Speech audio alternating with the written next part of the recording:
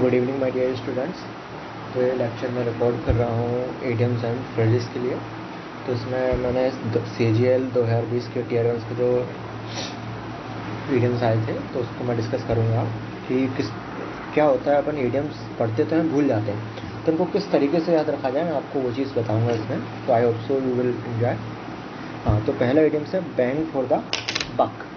अब किसी भी इडियम्स को याद रखने के लिए आपको थोड़ा समझना पड़ेगा जैसे बैंक का मतलब क्या है और बक का मतलब क्या होगा, तब आप इस चीज़ को याद रख पाओगे।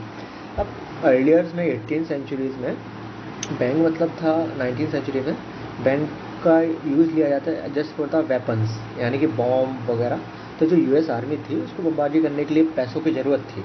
तो जो US प्रेसिडेंट थे 1945 में, तो उस समय उनको उनकी आर्मी ने सजेस्ट किया कि जी हमें वेपन्स के लिए पैसों की ज़रूरत है, तो आप कलेक्शन बढ़ाइए। कलेक्शन जो मनी होती है, मनी का बक भी बोलते हैं।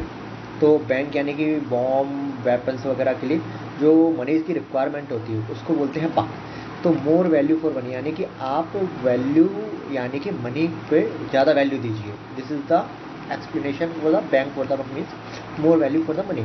The next one is raise the bar. अब रेस का तो मतलब आपको पता है, रेस मतलब किसी भी चीज़ को बढ़ाना, एनहेंस करना। अब बार का मतलब क्या होता है? बार का मतलब होता है जैसे एथलेटिक्स होते हैं, जो जंपिंग वाले एथलीट्स होते हैं, वो हाथ में बार लेके आते हैं, फिर उसको स्टक करते हैं, फिर जंप करते हैं, फिर ऊपर एक डंडी होती है उसको क्रॉस करते हैं। दिस इज़ द मेन, यानी कि जितना ज़्यादा आप बार को रेस करोगे, जितना ज़्यादा आप रेस करोगे उतना ज़्यादा आपका गोल हायर सेट होगा। यानी कि रेस द बार, यानी कि जो आप बार लेके हाथ में दौड़ लगाते हो, फिर बार को स्टक करते हो एक पॉइंट पे, फिर आप जंप करते हो, यानी कि जितना ज़्यादा बार को रेस करोगे उतना ज़्यादा आप हायर गोल सेट कर पाओगे, उतना ज़्यादा आप जंप कर पाओगे। तो रेस द बार का मीन्स होता है to set the higher goal. Third one is to take a chill pill.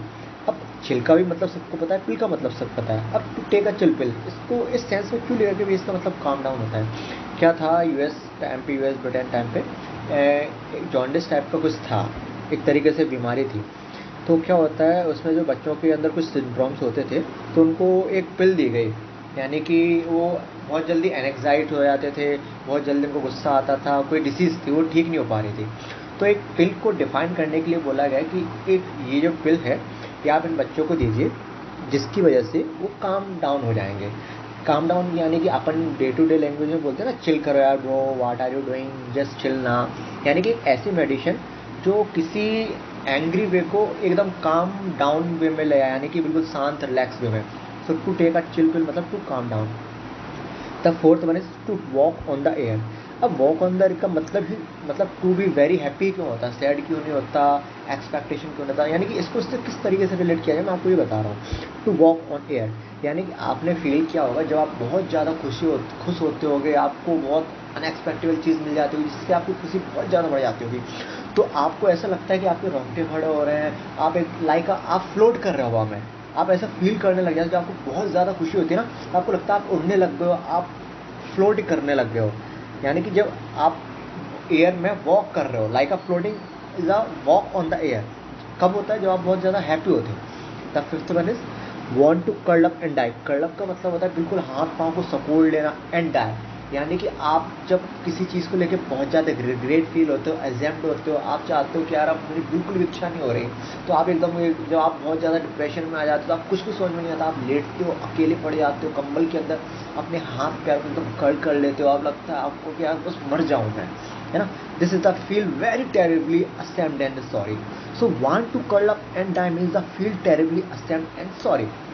The sixth one be at a loss of words, यानी कि मुझे पता ही नहीं कि आपसे जैसे मैं आया, मैंने आप किसी से वर्ड्स में बात की, जैसे किसी के साथ कुछ इंसिडेंट हो गया, जैसे किसी के साथ कोई इंसिडेंट हो गया, अब आप उसके पास गए, अब आपको समझ में ही नहीं आता। कभी होता है ना, जैसे आप किसी के साथ फर्स्ट टाइम कॉल कर रहे हो, तो आप जब किसी के प्रति बहुत ज़्यादा सिंसियर होते हो, तो आज जब उसका पहली बार कॉल आता है तो आप कुछ बोल ही नहीं पाते, समझ में नहीं आता कि मैं क्या बोलूँ, means you are lost for words, means you don't know what to say. The seven one is to cut a long story short. ये तो आप सब समझ ही जाओगे कि कोई बड़ी स्टोरी है उसको शॉर्ट में, यानी कि टेल समथिंग ना ब्रीफली। ब्रीफली का मतलब होता है to tell something very in less words. Seven full of beans. Beans का मतलब होता है दाल। जब आप जिम करके आते हो तो बोलते हैं ज़्यादा से ज़्यादा दाल खाओ, प्रोटीन, आपकी मसल्स बढ़ेगी, आपके अंदर एनर्जी आएगी। जैसे फुल ऑफ बीन्स मतलब फुल ऑफ एनर्जी, यानी कि एनर्जी का सेंस बीन्स यानी कि दालों से लिया गया है क्या जितना ज़्यादा प्रोटीन लोगे आपके शरीर में उतनी ज़्यादा एनर्जी रहेगी। Apple of one's eye, apple of one's eye यानी कि किसी की आंखों का तारा। Apple is a just for precious things in the terms of foods, है ना। तो एप्पल यानी कि कोई भी प्रीशियस चीज़ को लेके बोला गया है, और वंस आई किसी भी आंखों का तारा। टू द नाइन यानी कि टू परफेक्शन। अब to the nine to perfection क्यों बोला गया भाई? नाइन का ऐसा क्या सेंस है कि इसको परफेक्शन से रिलेट कर दिया गया है?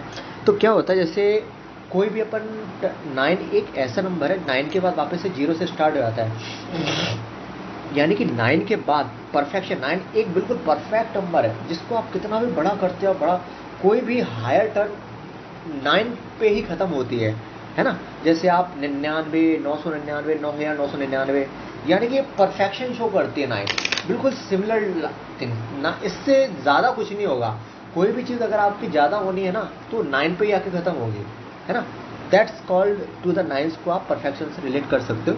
तो आई होप आप लोगों ने 10 ईडियम्स को एंजॉय किया होगा। और अभी एमपी में जितने भी एग्ज़ाम आते हैं जनरली में ईडियम्स वगैरह पूछे जाते हैं, और एसएससी रिलेटेड भी कोई भी चीज़ होती है, क्योंकि अपन पढ़ तो लेते हैं लेकिन तो इनको रिलेट नहीं कर पाते, हम भूल जाते हैं। Hope so you will enjoy, definitely enjoy.